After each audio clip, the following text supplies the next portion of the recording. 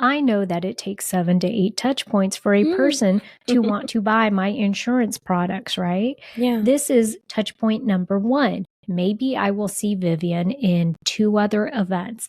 Maybe I can get her email address and I could start sending her emails about my products. That would add those touch points up. And maybe within 6 months, I can convince her to switch insurance companies, right? By being consistent, by being there to have conversations, by introducing my products or telling her what we do differently than USAA. Hey everyone, welcome to the S.O.B Marketing Podcast, where we celebrate the S.O.B that you are, and if you haven't figured it out yet, we mean small-owned business. We don't mean S.O.B. Listen, we know that as a small business owner, you are working hard on the daily to keep your business fully operational while trying to promote it. And while some days it may feel like the business is owning you, if we're being honest with each other, I bet you would admit that you wouldn't give up the insanity for anything. Our commitment here at the S.O.B Marketing Podcast is to give you the real talk, what works when it comes to advertising, marketing, promoting your business, and then what doesn't really work. And Chelsea and I promise to always keep the conversation real. Hello, everybody. Happy Thursday. We usually don't record on release days, but this is one of those times where it works perfectly because today is a Thursday for us, and this comes out on Thursdays. Look at that. Crazy. So happy Thursday. Welcome. You get excited about the little things, obviously. I do. That's how you should live your life. Be happy. What? So welcome everybody to the S.O.B Marketing Podcast. If you are new here, Vivian and I are sisters, though we are 15 years apart, and we are both marketing professionals. Crazy how that happened.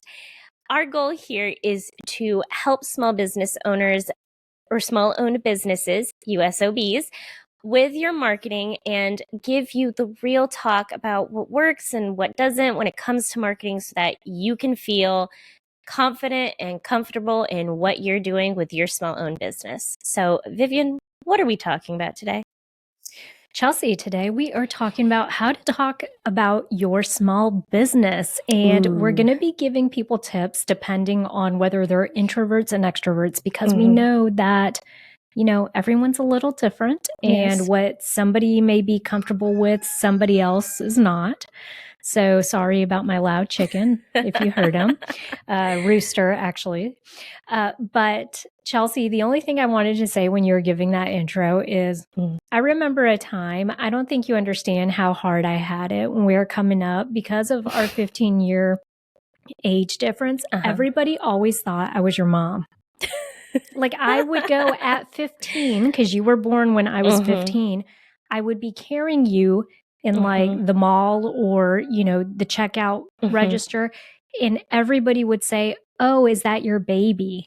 Oh. Yeah. And then they would assume mom was like the grandma, which she took great offense to. And I had to remind her, I'm like, teen pregnancy is up, mom. So like, it's not too far-fetched that they think. All right. So I think this discussion is going to be really great. If you have ever gone to like a networking event and you just find that it feels a little awkward talking about your small business. So what we're just hoping to give you tips on how to maybe start these conversations or, not feel weird about introducing what products or services that you sell. Because at the end of the day, you have to get super comfortable as a small business owner in doing this, right? Because it's your livelihood. Yeah, you got to do it. Yeah. Yeah. So Chelsea, why don't we start off with discussing exactly what being an introvert and extrovert means? Because I think a lot of people equate social awkwardness with like being introverted, and that's not it. No. Yeah. And so I want to point out the reason that we are doing introvert versus extrovert is because Vivian and I are different. I am an introvert. Vivian is an extrovert. So taking our unique perspectives, I think, will be helpful in giving these tips, because if you have a personality more like mine, maybe some tips that Vivian gives, you're like, I'm absolutely not going to do that. That's fair. That's why I'm here. So as you can tell, I am a very enthusiastic, loud, talkative person, because that has nothing to do with being an introvert. An Yes. introvert basically is, I can be in public places, I can talk to people and stuff like that, but I have a social battery. At some point, I'm drained. I don't want to be there anymore. I want to be by myself and just like power back up, right? I can only do so much at a time, and I can only be in certain scenarios for a specific amount of time. It's just a different kind of energy. I have the energy to be social to an extent. Then it's gone and I'm going home.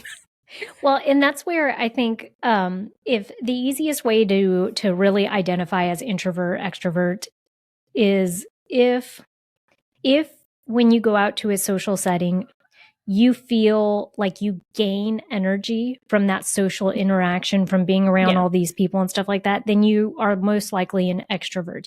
If you go out and you feel drained, or you feel like your energy is like tapped out by the time you're done in those type of social settings, you're more than likely an introvert. Like Chelsea said, it has nothing to do with being like shy or quiet or anything like that. You can be all of those things and be introverted. You can also be like Chelsea here, who is loud and talkative, but still be introverted, because when you come out of those social settings, you're like, okay, I can probably not do that for another week.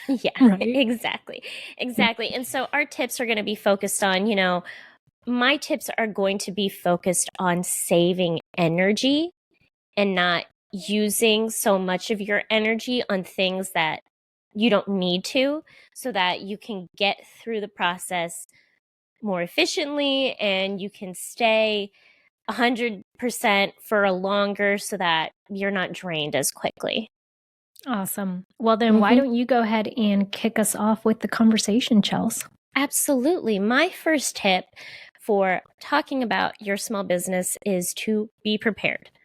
What occasion are you going to? What situation are you going to be in? Are you going to a farmer's market? Are you going to a craft fair? Are you going to a networking event? Are you just hosting a pop-up?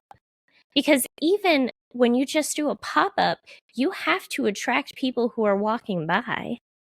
You have to be like, hey, come look at my stuff. You need to be prepared. So make sure you know what the situation is going to be. Give yourself time to practice what you're going to say beforehand. You could get a person. Sometimes I use Tim and I just practice small talk. Let's just do some small talk. Now, Tim hates it.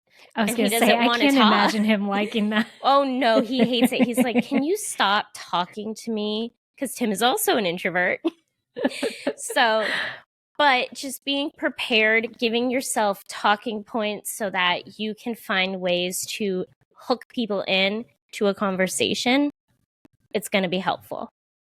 Yeah, and I would think from an extroverted point of view, it's the same. So the tip would be the same as far as preparation, because it's always good to go in having an idea of how you're going to utilize it. But I would say I look at it a little differently, because if it's talking about small business, right? So let's say, for example, when you and we just went to Walmart. Yes. We were shooting footage for a YouTube video. So I knew in my head that we wanted to get some pan scenery of tables, displays, that vendors that were there. In my head, I knew what my selling point would be to these vendors to get them to agree to perhaps allow us to videotape, right?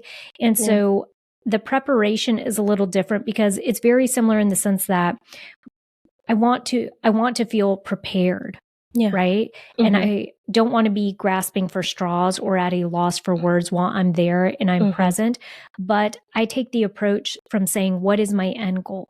If my end goal is to be sure that I capture footage, and in order to do that, I have to convince people to allow me to capture footage, what am I willing to give them for this? Right. And so Mom actually caught on. She was with us. she said, oh, the way that you're talking to them or whatever. But my spiel to them was basically like, hey, we have a YouTube channel, we have X amount of subscribers.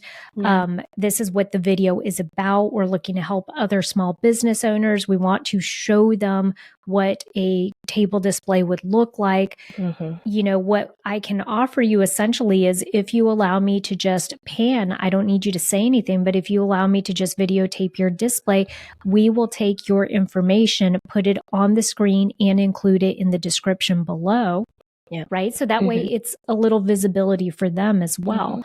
And so it's just knowing in advance what that pitch is going to be or what that end goal is whenever you're walking into a situation. Absolutely. And real quick sidebar, if you are new to the S.O.B Marketing Podcast and you did not find us from The Seasoned Marketer, then just so you know, the S.O.B Marketing Podcast is created by The Seasoned Marketer. That is our official business. This is a side project with The Seasoned Marketer. We have a YouTube channel. We have, like over 200 videos. You can go on our website. You can join our mailing list. We have a lot of really great free resources for small-owned businesses like you guys. So if you're new to the S.O.B Marketing Podcast and you didn't know, we are The Seasoned Marketer. Yeah. So you could go to theseasonedmarketer.com and it's our little hub for all of the resources we have there. But we do have a YouTube channel where we share marketing tutorials, information, all of that stuff on there on a weekly basis. Okay. Sidebar concluded. We have now a point for everyone. So this is a tip for everyone to use. And I love this one. I'm sure we have talked about it before. You need to have a one-sentence business summary. The one-sentence business summary is a structure that's going to allow you to hit the most important pieces and points about your small business that you want to share with someone in just one sentence. And the structure is, my name is blank, and my business is blank, and we blank and blank. We have a video on this, so if that made no sense to you, on The Seasoned Marketer, you can look up one sentence business summary, and it's a whole tutorial on how to create this sentence so that you can present your business in the best way, in the clearest fashion, without stumbling all over your words, without going on a long rant. It's in one clean sentence so that you don't lose anyone's attention with your rambling.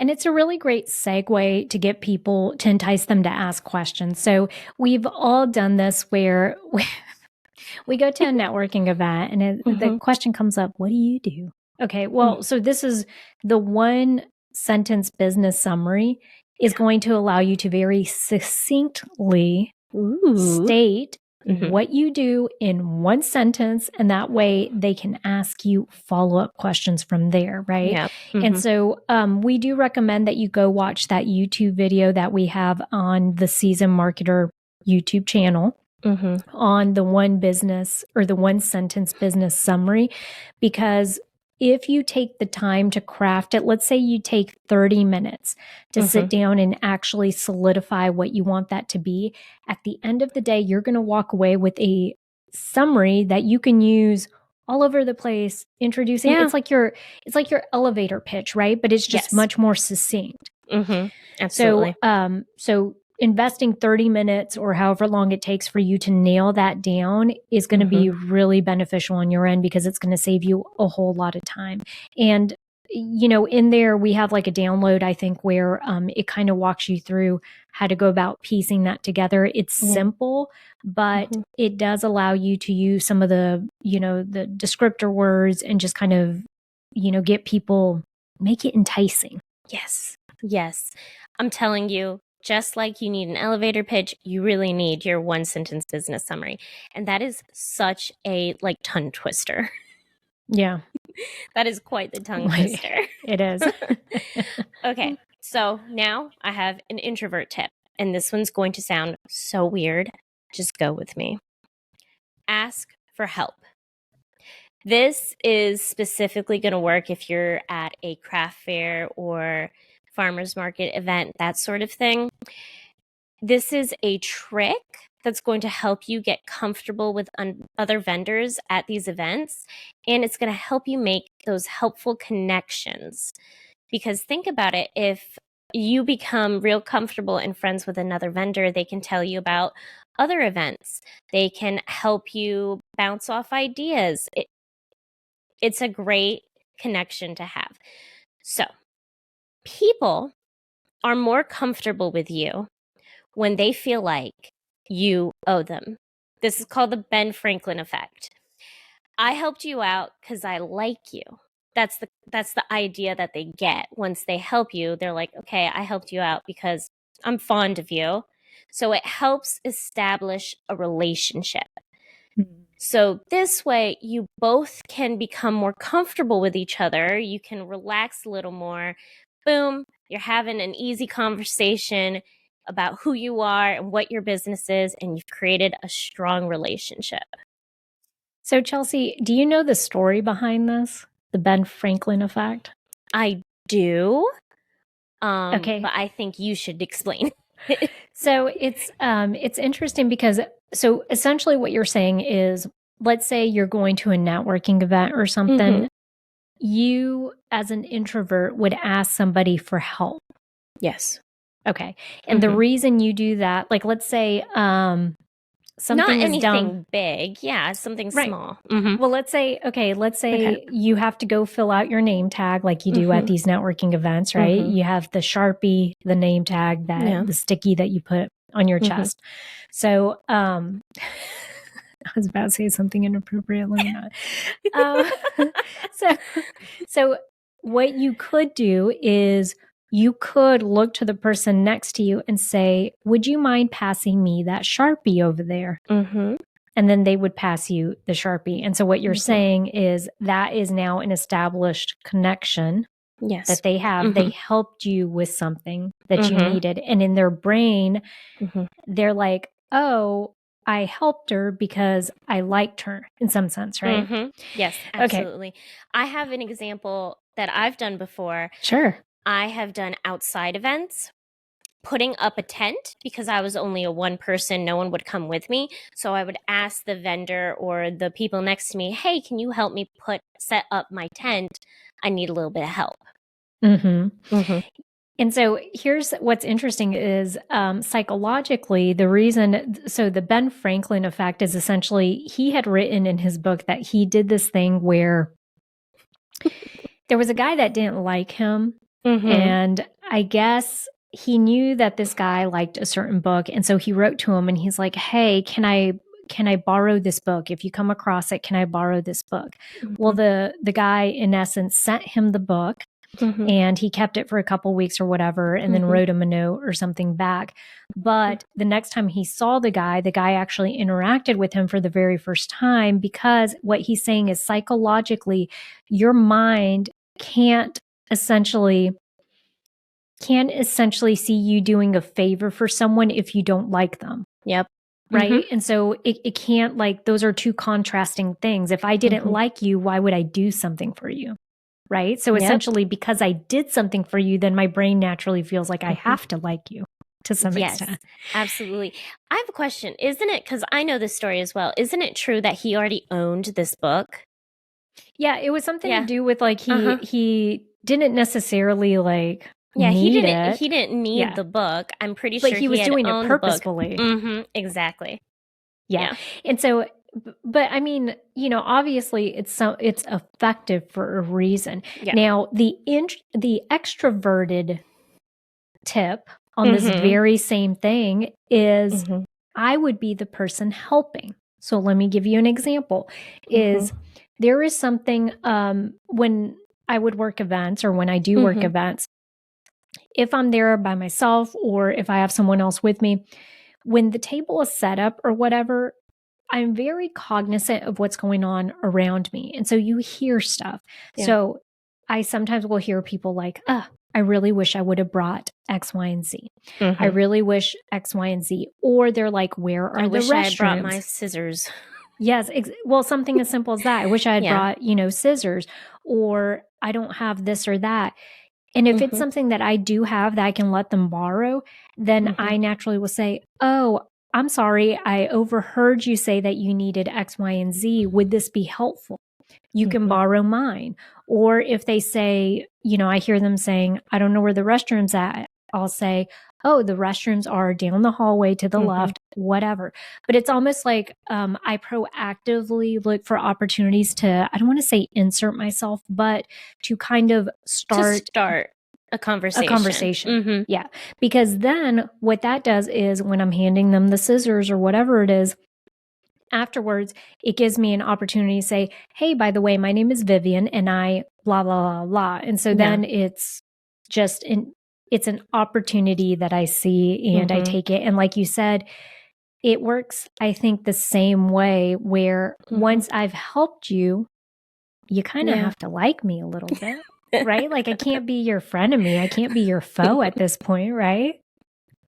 That's a really good point. I love how we're taking that tip from both, like it's the same tip but different sides of it. I love that. That's Perspectives. Yeah. perspectives. Yeah. So go can I ahead. give you a real life example though of this was the craziest Okay. thing that probably happened to me. It wasn't crazy. It was just very interesting how it went down. Okay. So I was actually working an event on Daniel Island, which is a nice posh community here in South Carolina. And during this event, there was a girl who was, she was by herself and she was going to set up a tent. Yeah. Now, I had already set mine up because, like you, I'm very short. And so I always look for the tallest, like, guy or whatever around. And I'm just like, "Hey, can I borrow you for like 3 seconds? Can you help me pop this tent up real quick?" So mine was already done. She, for one, was running late. She was kind of struggling to get all the stuff out. And so I noticed now I wasn't doing it to be annoying. I was doing it to be helpful, genuinely helpful. So when I saw that she was already running behind, I waited till she pulled everything out of her car. And when she was about to set the tent up, I told her, I said, "Do you need help doing that?" And she's like, "Yes." And I'm like, "Well, about how many people do we need?" And she said, "Maybe 3." And so then I grabbed another person and we went over there and in a matter of 5 minutes, that thing was up. So it was easy to do. But afterwards, once she settled in, and it was an all-day event, we got to talking. I went over, I introduced myself. Her and I hit it off really, really well. She made candles. She now has like another business. But at the time, she was like, "Oh my gosh, like you're so cool. Like, we really liked the conversation we were having. We exchanged numbers." She's like, "Why don't you come out with me and my girlfriend?" Like I literally was hanging out with like her and her best friend within the next 2 days. And so, and it was like a connection that I wouldn't have had that friendship had I not just done what I did and created that connection. Now, that doesn't mean that every person you meet is going to be your new BFF. That's not, the case, but you can establish really good just relationships or friendships from having these opportunities where you're introducing yourself. I'm glad you added that caveat that not everyone's going to become your best friends, because let me tell you, when Vivian and I go to these concerts, we somehow make best friends at every single one of them. I mean, sometimes people are telling us like their deepest secrets. I'm like, dang, we have a great connection, I guess. Thanks for letting me know that. Yeah, if you guys don't know, Chelsea and I love concerts. Like if we could spend all of our money on concerts and not eat, I would eat off of corn dogs the rest of my life. That's if fun. it meant I could go to every concert I wanted to. So we've been to like what, Chelsea? Smashing Pumpkins, Goo Goo Dolls, Green Day. We're going to Blink-182. We went to Paramore. We're gonna see Green Day again. I'm so excited. Yeah. Oh, I know there's more. We went to Pitbull. That's right. Yeah, that was a good one. So we love going to these environments. And like Chelsea said, what's interesting is naturally you do end up meeting people. I think because, and this is a great example of this, Chelsea's an introvert. I'm an extrovert, but yet somehow we give off different types of energy. There are times where like I know at certain concerts, I know that it's because I'm being a little more extroverted that day. Extrovert. Outroverted. I need to get that on a shirt. I'm an outrovert. It's because I'm being a little more extroverted that day. But then, like, when we went to the Smashing Pumpkins, that was all you, babe. Like, I feel like we had those people that we made friends with, those two sisters, and then the people that were standing behind us. It was a direct result of, like, you having a connection with them and then all of us, like, talking. And so just because you are introverted doesn't mean that you don't have, like you said, those opportunities or those that need to sometimes build that connection. Absolutely. Yeah. Smashing Pumpkins is one of my favorite bands. So I can totally see. We were all, because we were in the pit and we were like the first people there. So we were all the diehards that like needed to be in the front. So we all had that connection. Oh, yeah. Yeah. I loved it. And then Chelsea almost beat up a little kid. So that will forever be seared in my brain. It's true. And I would have done it.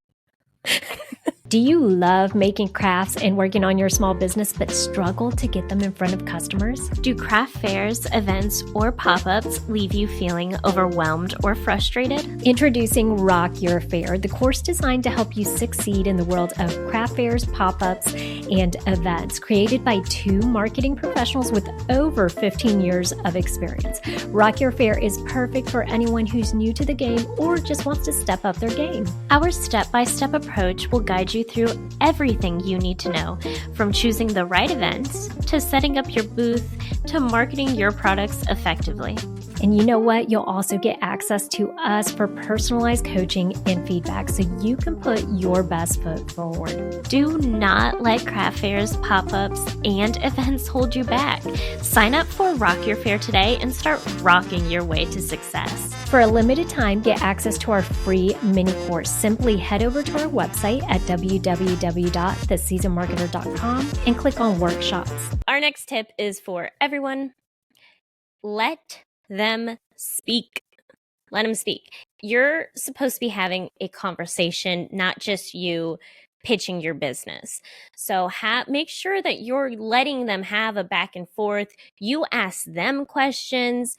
You can use the answers to the questions to bring it back to your business, but make sure you're actually creating like a conversation, because no one wants to just be pitched to. No, and it's so shitty, I think, because let me tell you what's happened to me so many times. Okay. I'll be somewhere and I'm talking to somebody and, you know, it's networking. We all know what we're there for, right? Yeah. They'll be talking to you and they're like, oh, what do you do? Who do you work for? Blah, blah, blah, blah, blah. And then when they realize that they can't pitch you anything, they literally are like, okay, great, conversation ends. Like, I have nothing to sell you. So like, why would I waste my time talking to you? Which is such a weird thing to do, I think, right? Because you don't know anything about the person. You don't know if they have family members that might need the product and service you're looking for. And so let me give you a very good example of how this works. Okay. I work healthcare, right? Whenever we are out representing in the community, I like having a discussion. And these discussions, it's not a pitch to say, hey, do you have a doctor? If not, I could give you a doctor. It's more of a intrigue of where are you at in your healthcare journey? And do we potentially have something that can assist you? Right? That's my mind frame or my mindset. So there was one lady in particular that she was there with her mother. And she says to me, she's like, oh, my mother used to go to one of your doctors. She doesn't go there anymore, this and that. And I was like, oh, well, I'm sorry to hear that. And we kept conversing. I kind of asked her about some other stuff. And then I asked her about herself. And then she led the conversation back to her mother. Somewhere in there, she said something really specific to me. And she said, well, I wanted to go see that doctor, but then I heard that they weren't accepting new patients, which was misinformation. That was not correct.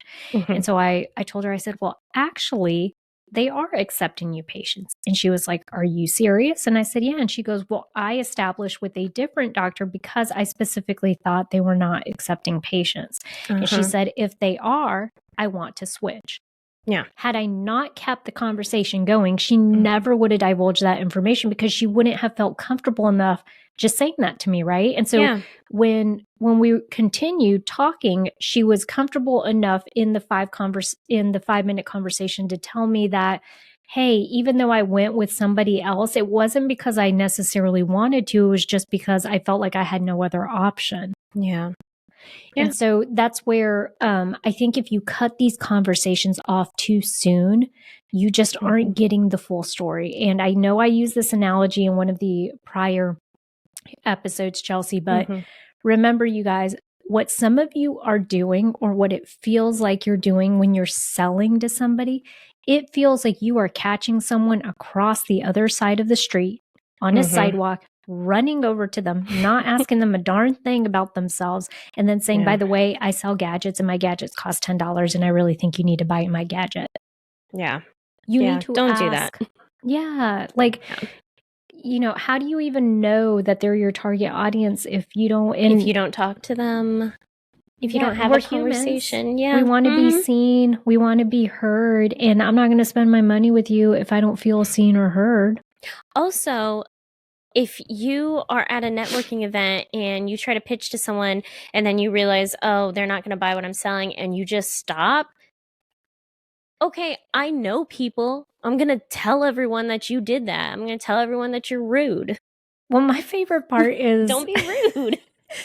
Yeah. Oh, trust me. It's very weird. The whole thing is just weird to me. But okay, so the one experience I've had where a guy literally just like cut, I think he was an insurance agent. And when he found out I already had home insurance and auto insurance and I wasn't going to switch, he's like, he quite literally like turned and started talking to somebody else, okay, without ending our conversation. Yeah. And I thought to myself, interesting, because what you're doing is what you're essentially telling someone is, hire me to take care of your home when your home has burnt down, but yet call me in the middle of the night, but I'm not able to sit here and finish a 5-minute conversation with you because I'm rude. Yeah. Do you know what I mean? Yeah, exactly. I mean, guys, just be friendly and not rude and actually have a conversation. So I have my last introverted tip. If you have something that makes your business stand out, if you have like a huge selling point, try to bring it up. Like, don't forget about it. So, for example, oh, by the way, my products are made with recycled materials. That's important to mention. That could be a huge selling point for someone. And it tends to be easier to talk about things that you're passionate about. So bringing up your selling point is going to help. I have an example, and I've given this example before, but Maya and I had gone to a craft fair and we were looking around. We ended up at this, I really wish I could remember her name. I'm going to look it up eventually. But she sold wax melts. And her and Maya started talking, and it turns out she started selling wax melts because her family, someone had left a candle lit, fallen asleep, their house burned down. So they're like, no, we're not doing candles anymore. Let's do wax melts. And I want to share that with everyone. That is a huge selling point. That is a big part of who she is and who her business is. And she did a beautiful job at bringing it up and explaining that part of her business story. Maya bought wax melts. She was like, oh my God, that's so interesting. Thank you for telling me. I'm going to switch to wax melts. And she bought some. Yeah, it's also being comfortable enough to kind of like your one sentence business summary. Yeah. Being able to relay your story or the reason you're so passionate about something, it helps. And so that requires too that maybe you get good at storytelling in some sense, or being able to just bring that up in a conversation about how to say, hey, this is where I got the idea from, and this is the reason that I made the switch from candles to wax melts because I don't want to put anyone else in danger. And I think it's actually very dangerous to have candles in your house, right? Yeah, whatever that is. Yeah. Or again, like maybe it's just saying, oh, by the way, you know, the products that you're looking at right now are made with recycled materials.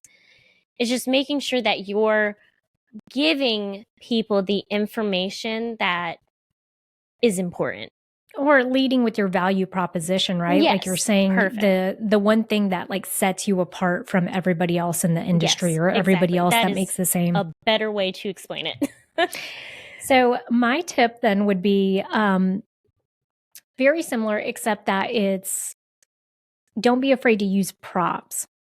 Okay, so for me, I find that using props, whether that be a brochure that you have with you, a business card, but somehow being able to incorporate it in your connection or the way that you're able to introduce yourself or the topic, the industry, whatever it is, I think that helps a lot because it almost does this thing where it takes the attention off of you a little bit. So as extroverts, we all know that, we kind of get a bad rap for wanting and seeking attention all the time. Like Dad tells me all the time, he's like, oh my gosh, is it always about you? Like, I'm like, I don't know how to be anything else. Like, this is just how I popped out of the womb.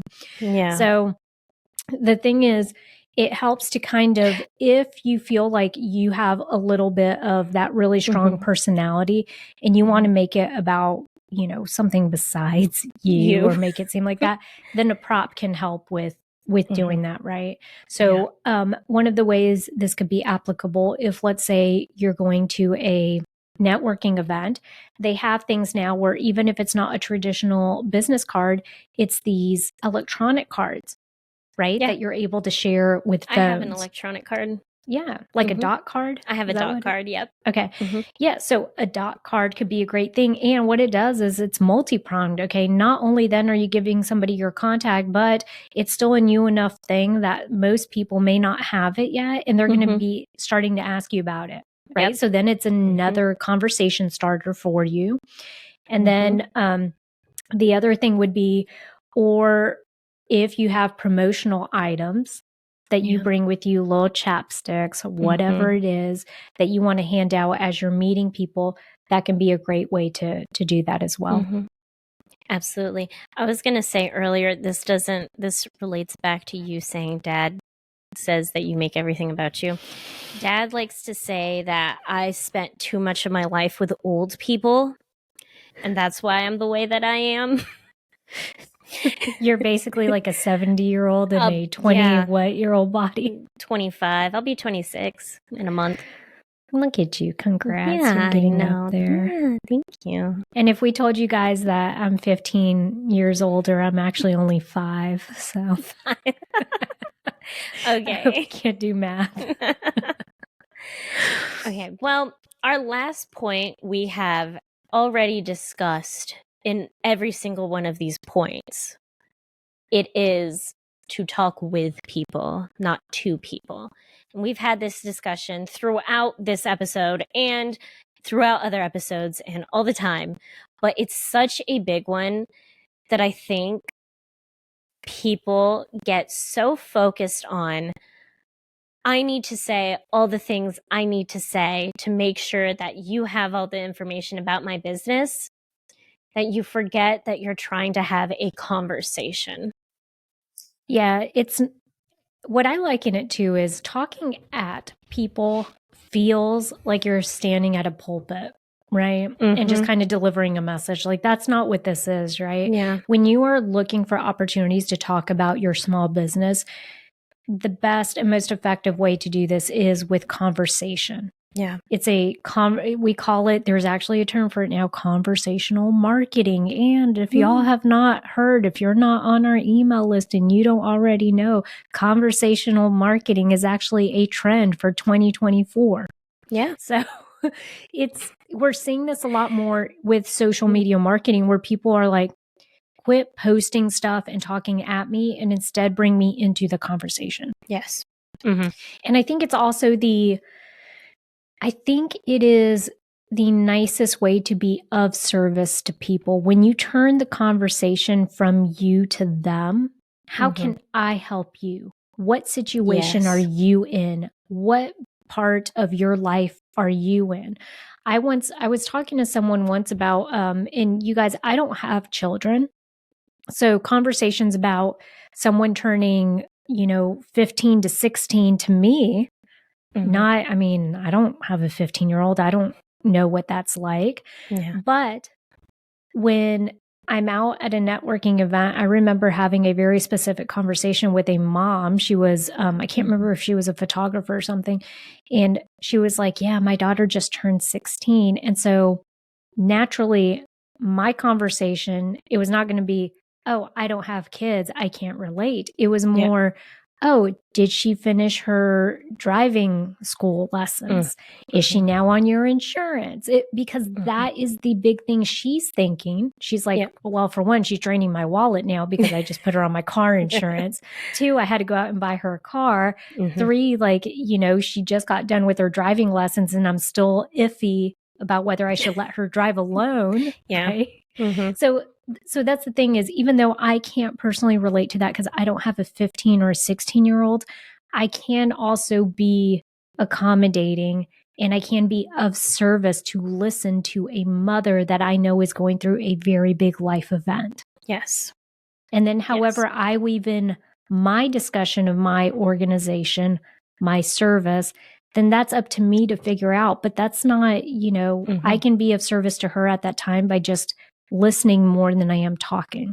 Look, if you are doing First sales, of all, you said look and you put your hand on your hip like you're about to get down to business. Well, look, if you have not changed the way that you are talking to your target audience, if you're still talking at people, I'm going to be honest, you're not going to see success. It is such a big deal now with social media and the way the world has just changed that if you haven't adopted yet to talking with people, you're not going to find success. When it doesn't, there are so many options out there these days, y'all. If, like I said, that guy who was trying to sell me insurance, in order for me to leave, he probably could have gotten my business because I'm not loyal to any one insurance company or another, right? At the end of the day, I'm going to go with who I think is going to provide me the best service when I'm in a situation where I'm probably thinking my life is ending and I want to cry because, this and that. I'm going to choose the person that I feel is going to be most compassionate and most helpful in a dire situation. What he displayed to me that day was not any characteristics that would align with that. And so had he approached that differently, had he been more respectful, had he just done certain things, or maybe been okay with saying in his mind, like we say all the time, I know that it takes 7 to 8 touch points for a person to want to buy my insurance products, right? This is touch point number 1. Maybe I will see Vivian in 2 other events. Maybe I can get her email address and I could start sending her emails about my products. That would add those touch points up. And maybe within 6 months, I can convince her to switch insurance companies, right? By being consistent, by being there to have conversations, by introducing my products or telling her what we do differently than USAA. I mean, this guy had a really big effect on you. Like, you remember this. Well, I think it's just when you see something so that's out of place, like that Unhinged. would be like someone that's just unhinged. That would be like having a doctor at an event saying switch your patient care to me, and then being like the rudest dude on the planet and being like, oh yeah, because I think that when you give me a terminal like diagnosis, you're gonna be very kind about it. Like, I don't think so, sir. Well, that was I feel I'm trying like we have to end this on a good note. We can't leave it like that. I know, exactly. Look, talking about your business does not have to be rocket science. It's about having a conversation. I'm hoping that these tips helped you guys. again, just practice. You can practice. You can wrap someone in and be like, hey, you need to talk to me. That works Well, too. let me steer this ship towards the positive since we kind of went on that negative rant there. There was the seasoned marketer, y'all, which we've been doing for years now, where we basically just share free marketing resources with small businesses. It all started and stemmed from a conversation that I had with a gentleman who was at a groundbreaking ceremony for my big girl job in healthcare. We were doing a groundbreaking ceremony, and this gentleman, I'll never forget, we did a press conference. When you do a press conference, you have what you call press packets because you try to package everything up so that the newspapers just basically have to copy and paste your stuff. So I put folders together. I had USBs in the folders where they could just insert it. And it had the press release and the pictures already preloaded. I gave him one. He was a foreman for the project. So he had a construction job as a foreman, and he brought his wife down. They were initially from Ohio, but this was a big project. They came down, and he came up to me afterwards and he said, can I have a press packet? Can I have one of those? And I said, sure. And I gave it to him, and I didn't really think much of it. And then him and his wife were both standing there, and she said, we actually own a storage facility in Ohio. So they had a separate business on their own. And she said, and we would love to do this for our own business, basically do a ribbon cutting or something along those lines. And she's like, I want to see what you have in here so that we can do something similar.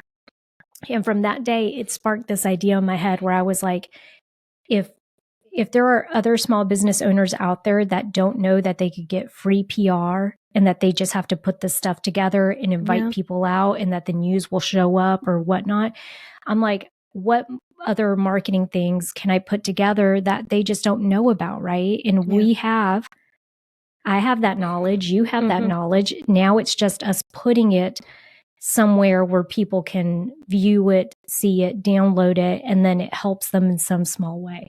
So the conversations about your business, had she not, with her husband told me that they had a business and this is where they were and this is what they wanted to do, it would have never sparked something in me to want to help out or do something more, right? So you never know where these conversations can lead, just sharing about your business.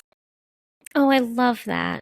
Okay. Well, I hope this conversation helped you guys. If you have any other topics that you want us to discuss, again, email us at help@theseasonedmarketer.com, or you can DM us or leave a comment. We're on all the social medias except for X. And go out there and be the best SOB that you can be.